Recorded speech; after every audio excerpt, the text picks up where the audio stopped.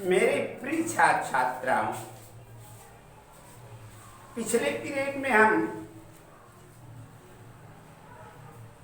1.2 ये पाठ पूर्ण कर चुके थे। उसके प्रश्नोत्तर वगैरह सब बता दिए हैं। आ जाओ बेटा, आज हम 1.3 अपूर्व अनुभव ये तेसुको कुरोयानगी ये उसके लेखक हैं। बड़ा विचित्र है ये तेसुको कुरोयानगी इसके लेखक हैं। समझ में आया ना? ये हमारा भारतीय लेखक नहीं है, भारतवर्ष की नहीं है बेटा।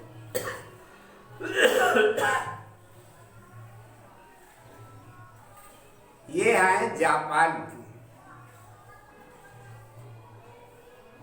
जापान देश के लेखक हैं।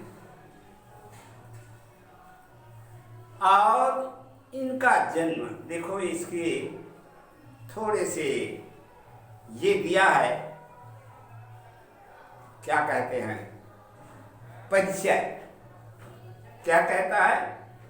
यूनिसेक की सद्भावना दूर रही तेत्सुको कुरोयानगी का जन्म 9 अगस्त 1933 को टोक्यो जापान में हुआ था। 9 अगस्त 1933 को जन्म हुआ। मूलतः जापानी भाषा में इसकी लिखी पुस्तक तोतो चान विश्व साहित्य की एक चर्चित कृति है। देखा क्यों यहां भारतवर्ष में इसको लिया गया? हम तो इस तोतो चान को समझ नहीं रहे।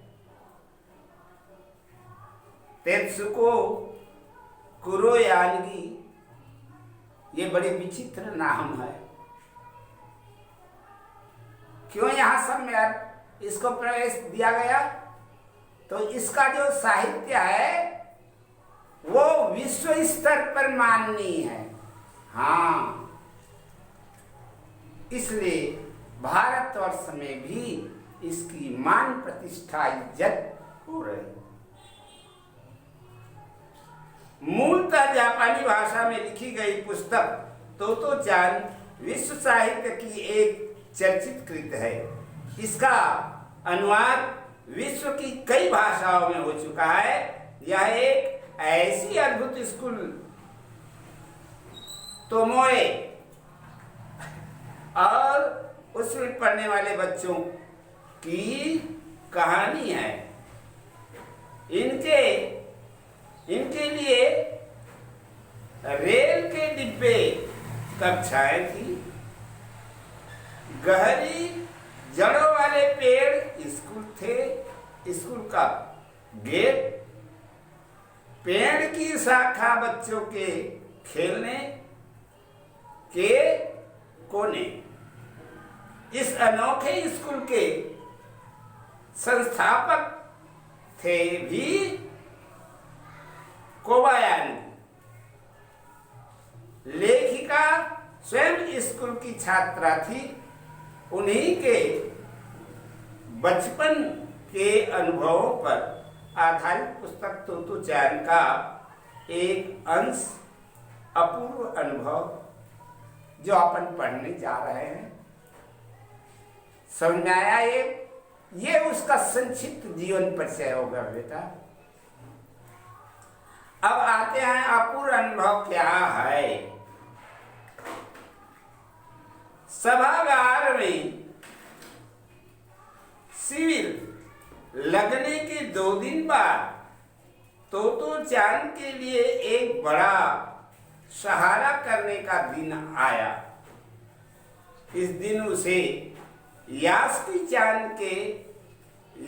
चांद से मिलना था। इस भेद का पता न तो चांद के लिए माता पिता को था और न ही यास्की चांद को। उसने यास्की चांद को अपने पेड़ पर चढ़ने का न्योता दिया। देखो, यास्की चांद को उसने पेड़ पर चढ़ने का न्योता दिया था, निमंत्रण। ध्यान से देखना बेटा, ये पाठ बड़ा भी मार्मिक है। तोमोए में, ये तोमोए इनके विद्यालय, तोमोए में हर एक बच्चा बाग के एक एक पेड़ को अपने खुद के चढ़ने का पेड़ मानता था।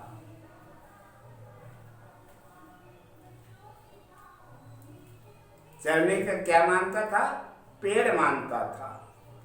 तो चांद का पेड़ मैदान के बाहरी हिस्से में कुहोमुत्सु, देखा? इसके उच्चारण को देखो बेटा, क्या है? कुहोमुत्सु, जाने वाली सड़क के पास था। बड़ा सा पेड़ था, जाने वाली सड़क के पास बड़ा सा उसका पेड़ था। चढ़ने जाओ तो पैर फिसल जाते, ऐसा पेड़ बड़े ही चिकने थे। पर ठीक से चढ़ने पर जमीन से कोई 6 फुट की ऊंचाई पर एक द्विशाखा तक पहुंचा जा सकता था। ऊपर में 6 फीट के ऊपर उसके एक और शाखा बनी थी, वहां तक के पहुंचा जा सकता था। बिल्कुल किसी झूले सी आरामदेह जगह थी, किसी झूले के समान आरामदेह जगह थी यह। हाँ, इस तरह से इसकी सिचुएशन बता रहा। तो चांद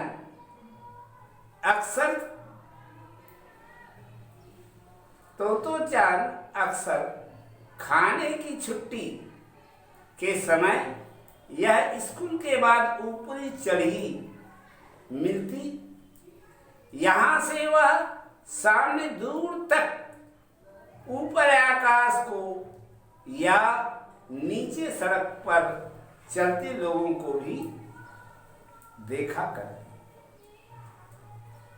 जो ऊपर में चढ़ेगा तो नीचे के आसानी से देख सकता और ऊपर को भी देख सकता, इस तरह की उसकी स्थिति थी। और बहुत ही मनोरंजक, आनंद प्रिय था।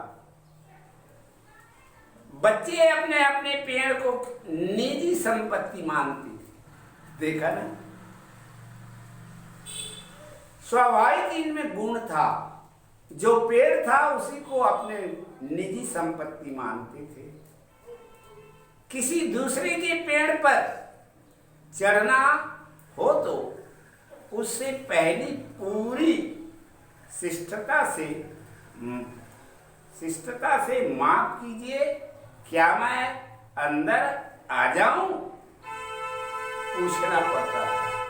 देखा, जैसे हम आप किसी के घर में जाते हैं तो बोलते हैं ना कि भैया मैं क्या अंदर आ सकता हूं? तो ये पेड़ पर चढ़ने के लिए स्वीकृति लेते, क्या मैं अंदर आ सकता हूं? इस प्रकार की जो भाव है जापान के रहने वाले बच्चों के स्वाभाविक चेष्टाओं का उन्होंने चित्रांकन किया है। ऐसे पूछ कर भी दूसरे के पेड़ पर वह बच्चा चढ़ सकता।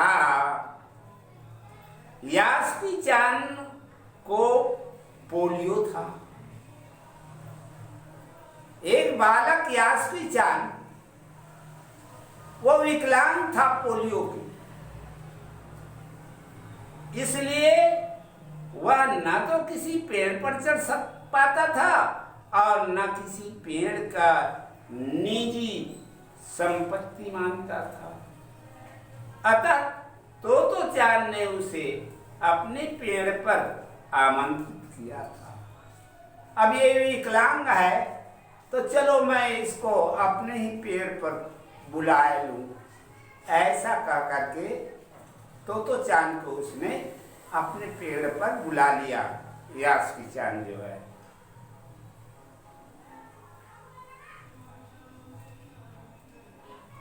पर यह बात उन्होंने किसी से नहीं कही, क्योंकि अगर बड़े सुनते तो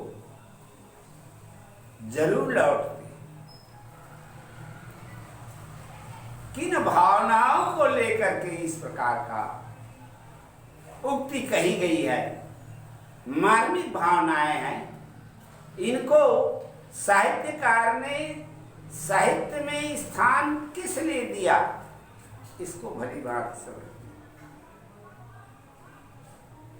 घर से निकलते समय तोतो-चान ने मां से भी कहा कि वह यास्की-चान के घर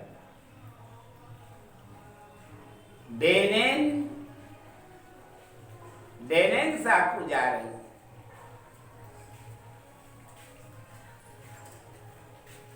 ये उसका नाम है,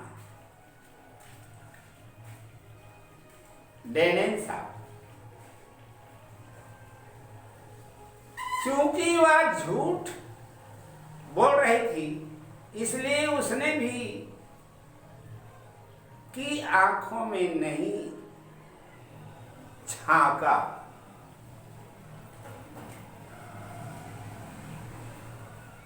अपनी नजरें वह जूतों की पीड़ितों पर ही गड़ाए रही। रोकी उसके पीछे पीछे स्टेशन पर आया और जाने से पहले उसे सब बताए। क्या बताए? कि बिना तोतो-चान से रहा नहीं गया। तोतो-चान से बिना बताए नहीं रहा गया। ये बेटा विचित्र पाठ है, थोड़ा इसको ध्यान से समझना है, इसके शब्द को और इसके जो मुख्य पात्र हैं उनको भी ध्यान रखना है। मैं यास्की-चान को अपने पेड़ पर चढ़ने देने वाली हूं, उसने बताया। स्पष्ट कर दिया यास्की-चान ने कि मैं तोतो-चान को अपने पेड़ पर चढ़ने के लिए स्वीकृति दे दी है। क्यों? क्योंकि ये बेचारा क्या है, विकलांग है। इसलिए जब तोतो-चान स्कूल पहुंची तो रेल पास उसके गले के आसपास हवा में उड़ रहा था।